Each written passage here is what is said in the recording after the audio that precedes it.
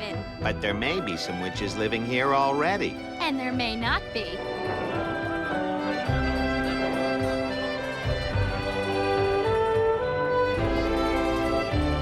Hey everyone, welcome back to my channel. Recently, I've been going through Netflix watching the Studio Ghibli movies, and I wanted to spend some time talking about the ones I've not yet seen. In particular today, I want to talk about Kiki's Delivery Service. The film was released 31 years ago, back in 1989, and directed by the great Hayao Miyazaki, and I'm only just getting around to seeing it. The story centers around a young witch who's just turned 13 and has to leave home for a year to go to the outside world to gain more experience and develop her witch powers. She stumbles across this beautiful city on the sea and now has to figure out how to make a living for herself and how to further her skills, and thus becomes a flying courier. It's a bit of a simple story, but a really sweet one at that. It's a nice coming of age tale with enough of a magical twist just to make it feel that bit special.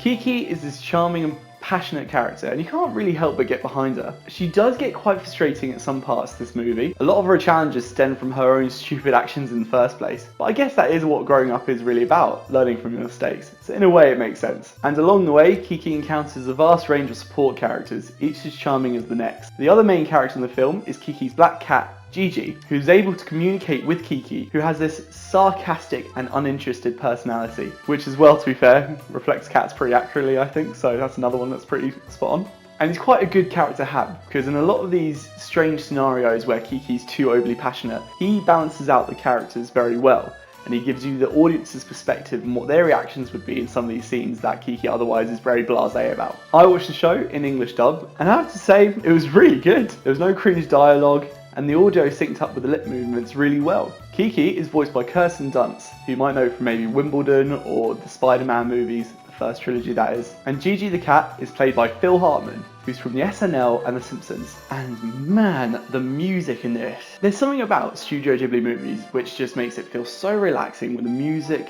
the scenery, the art style. You just can't help but just clear your mind and feel a little bit at zen when you're watching these films. And that's definitely what this film is going for. It's a sweet tale about a girl finding her footing in life, and it's just something nice and relaxing to watch for an hour and a bit. Now, apparently there's this whole George Lucas cut of the film. I read a little bit online about it. Supposedly the first cut of the English version was released in 1998 on the VHS and 2005 on the DVD, and then Disney re-released a second copy in 2010, which made a lot of alterations to the original English version. A lot of Phil Hartman's ad-libbed parts and the cat was removed. The original Japanese ending was put back in place, which some people didn't really like because the 2005 version had this English pop song as the ending, which was actually quite nice and quite fitting to the end of the story, and they've taken that one out. And seeing online, I think a lot of the people seem to prefer the first release, the one back in 2005. And looking on Netflix, the one on Netflix currently is the first initial release, which is more preferred.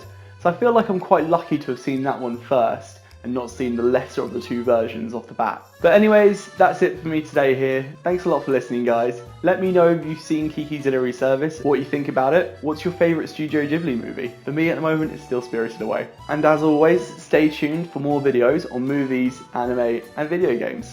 Take care. Bye.